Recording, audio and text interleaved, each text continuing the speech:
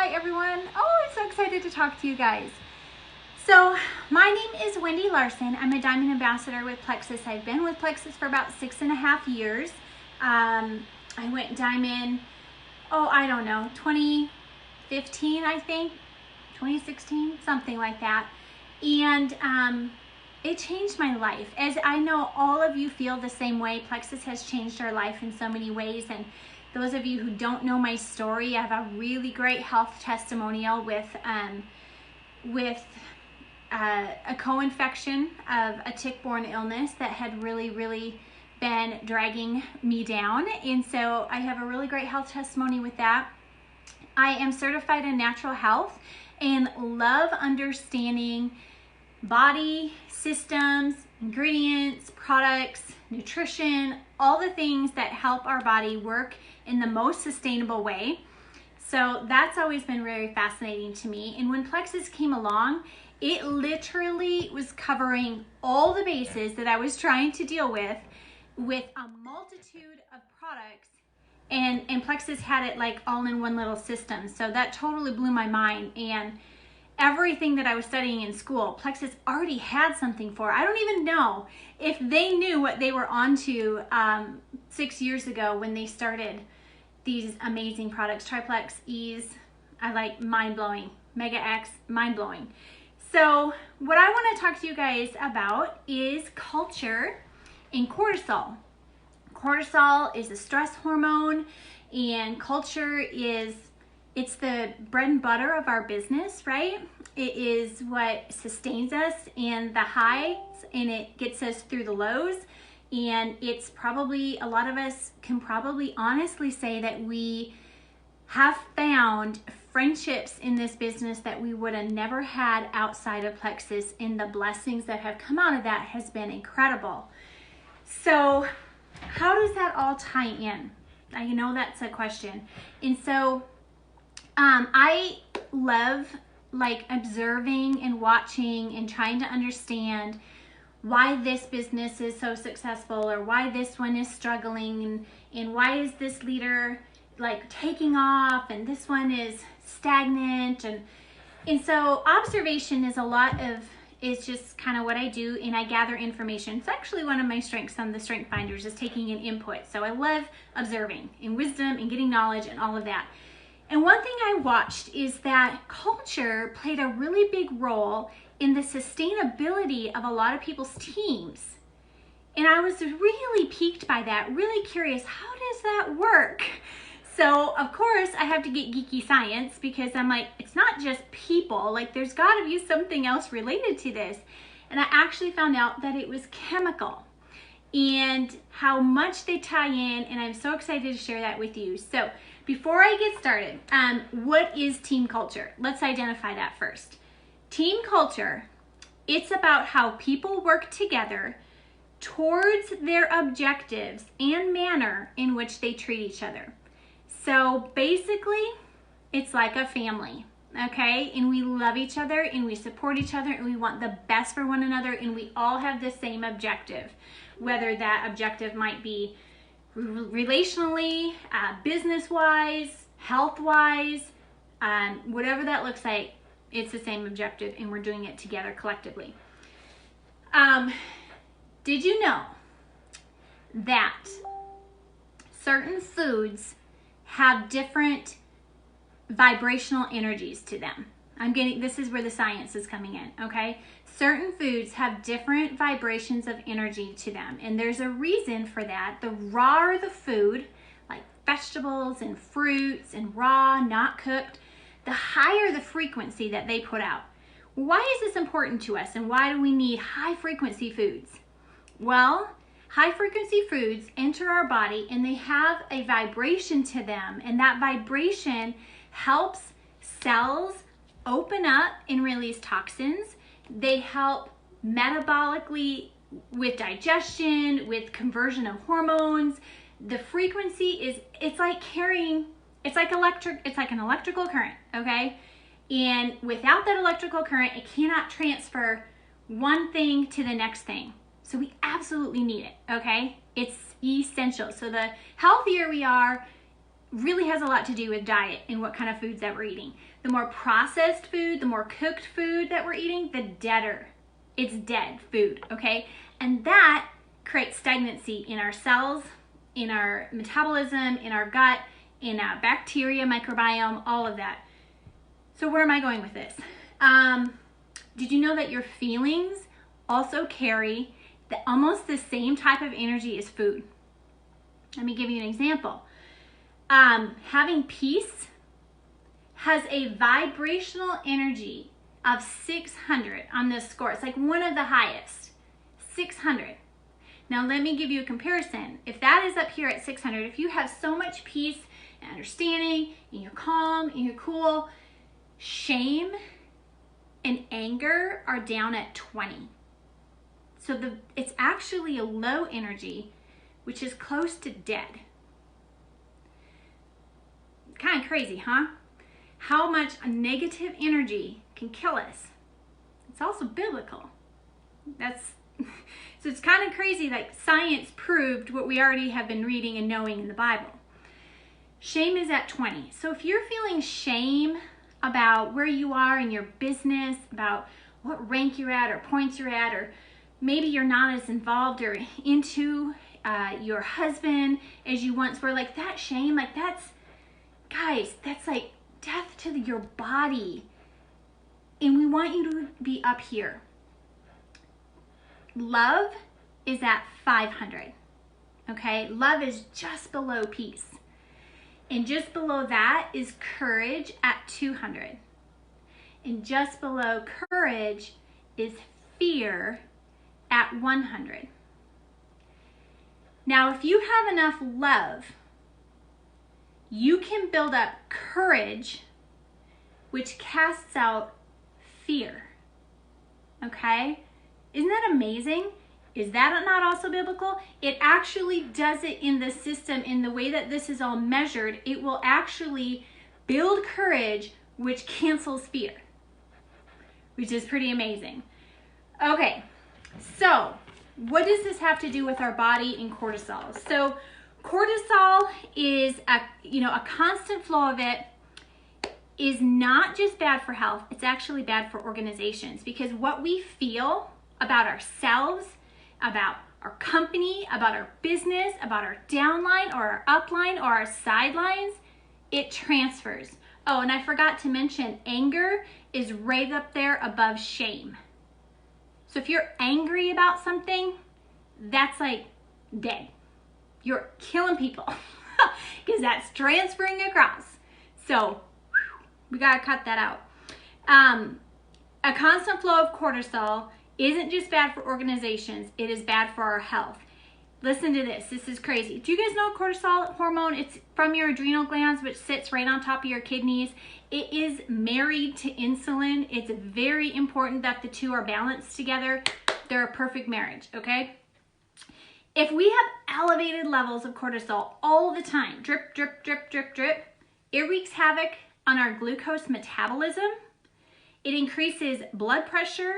It increases inflammatory responses, and it turns off functions like the digestive system.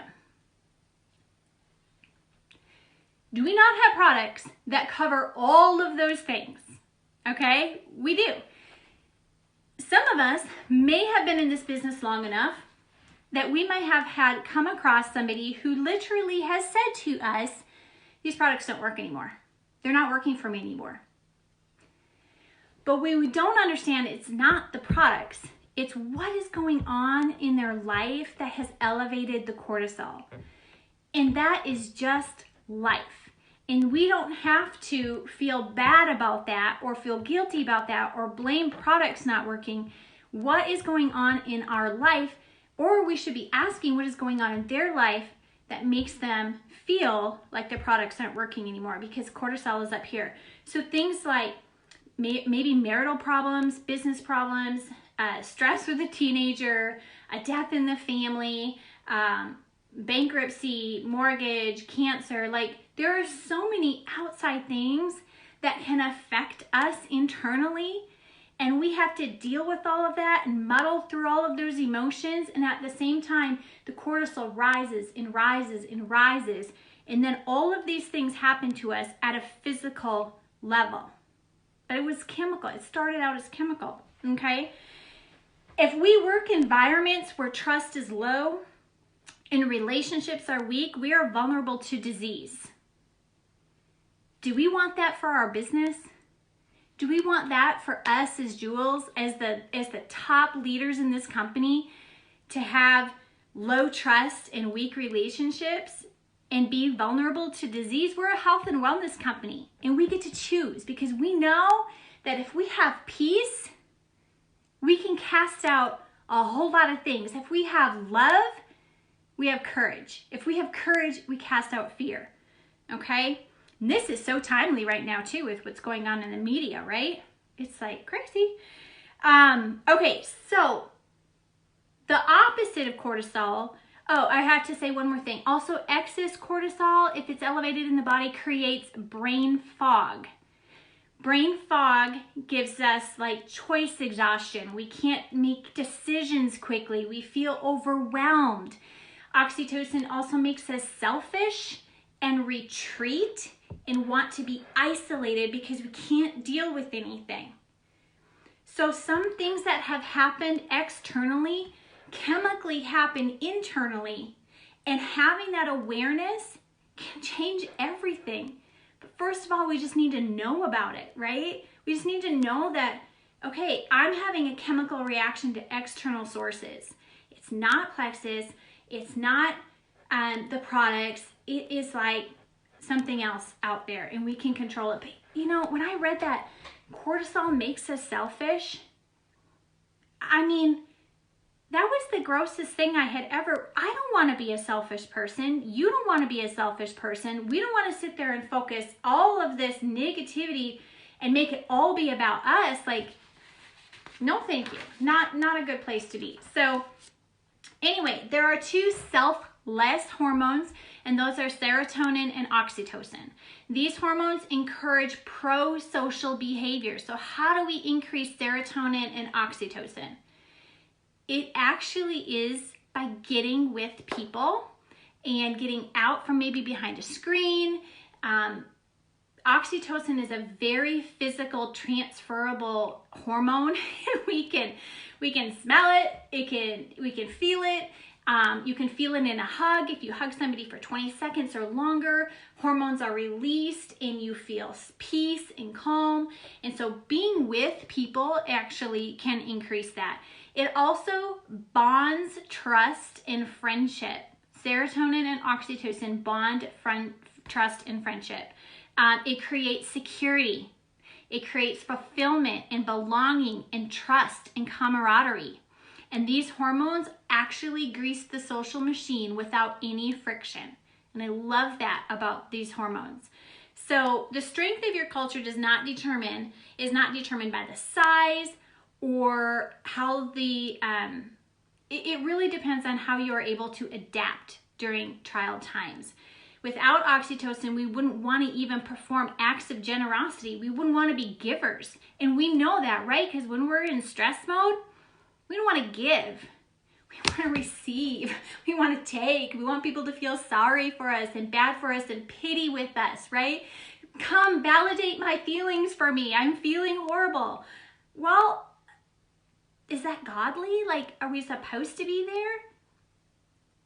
Just, these are questions that you can ask yourself. I'm not giving you answers. I'm asking you to ask yourself. So without oxytocin, there would be no empathy. There'd be no empathy. We wouldn't feel bad for people. There'd be no trust and there'd be no friendship. So what can this do? Like, how can we change this for our businesses? How are we distributing oxytocin within our teams? How are we distributing oxytocin amongst us as Jules with each other? Are we face-to-face? Are we going to the Jewels of Excellence trainings? Are we loving each other? Are we supporting each other? Are we eyeball to eyeball with people on our team? Or are we messenger to messenger? Or are we DM to DM? Let's get eyeball to eyeball. Let's get that oxytocin in a physical presence with us. Okay, so last but not least, I'm going to tell you a little story about what happened to me when I had an actual physical reaction with cortisol. Okay, this is kind of a crazy thing, but we know this to be true because we heard a little bit of this story at Super Saturday for those of you who were there. So a couple weeks ago, I got back from Jewel training, and I get home like at 11:30 at night. It's pitch black.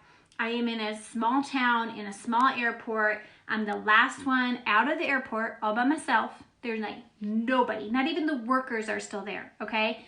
And I go out to the parking lot to get into my car, and my car is not where I parked it. It is not there. And so what happens, like physically what happens? My heart starts racing really fast. My mind starts racing. I'm scared. I'm nervous. I'm like walking around. Where is my car? And all I keep going to is the place of where I parked my car. But you guys, it's not where I parked my car. I parked it somewhere else, and I had forgotten because I was actually remembering of when I parked it another time when I was there. So my car was right where I left it. I had forgotten about it, but what it created was tunnel vision. And all I could do was zoom in on the spot where I thought my car was. I could not look anywhere else. I could not see anything else. It was all about this reaction to where my car wasn't. This is how we treat things in media, in our businesses. Like we have tunnel vision and we can't see big picture.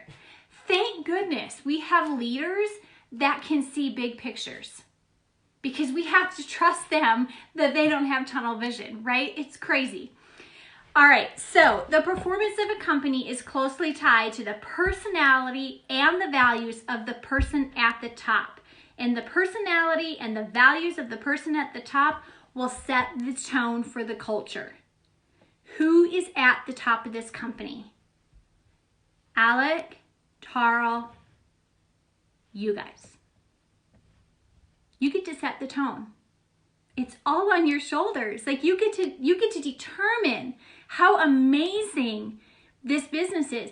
I had just read a quote that said, a customer will never love a company until the employees love it first. I'm going to repeat that. A customer will never love a company until the employees love it first, which means your business is based on how much you love your business, how much you love our leaders, how much you love what people do at corporate for us, how much you love Alec and Tarl and all the sacrifice and the decisions that they have to make sure that we are doing okay. And that will transfer down. Okay. I'm almost done. You guys are hanging in with me there, and I'm really, really thankful. 2 stories. One of a man named Jack Welch. These are 2 different leaders, okay? Jack Welch was a president and CEO of a company called General Electric. He wrote 5 different leadership books. His face was on the cover of every single book that he had ever written, and he was very much a self-promoter, okay? And his team of business people were very dopamine-driven people, which means they love to go after the next thing, and they love to go after it, and they love to go after it. And what this did was it built an organization, totally. But there was often burnout, and his sales were up and down, up and down, up and down. And he attracted dopamine-driven people, which kind of made the culture of the business catty with one another, okay? That is Jack Welch.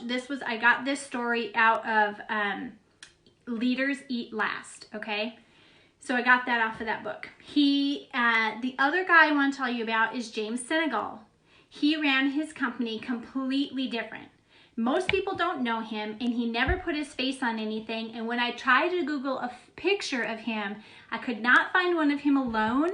I only found pictures of him with his team, with his people. And he never self-promoted. He wanted his people to get the credit instead. He is the owner of Costco, which is the second largest retailer in the country and the 7th largest retailer in the world. And those of you who are familiar with the story of Costco, they are recognized as family. It's an amazing place to work because it actually drives performance because people feel like family. And here's the best part of this family-driven business. They have a less than 10% turnover rate. There's your attrition. There's your sustainability. There's everything you ever wanted in your business by treating your team like family and loving them and caring about them and being eyeball to eyeball with them and them getting the credit and not you. Because where would we be without them? Leadership is about taking responsibility for lives and not numbers. Managers look after our numbers and leaders will look after us. So I guess I'm going to leave this with, do you love your company? So it's enough to build up courage and to cast out fear. Do you love your leaders? Do you love your team? Do you know them? Do you know what their children's names are? Do you know what they do for work? Like, get in the thick of it because it will bless you over and over and over again. And I love culture because I had to struggle to find it, and I have the best team in the world, and I am so thankful for them, and I know they're watching me right now giving me all the hearts and the love, but I couldn't do this without them, and I wouldn't want to ever do it without them. I wouldn't want to do it without Alec and Tarl. I wouldn't want to do it with all of our corporate people looking out for us and giving us content, and all the people in the focus groups. Like, everyone is in this together. And you get to determine, are you loving? Are you shaming? Are you at peace? Or are you angry? Because one creates life and the other death. Happy Friday, everyone. Hope you have a great weekend, and thanks for joining me today.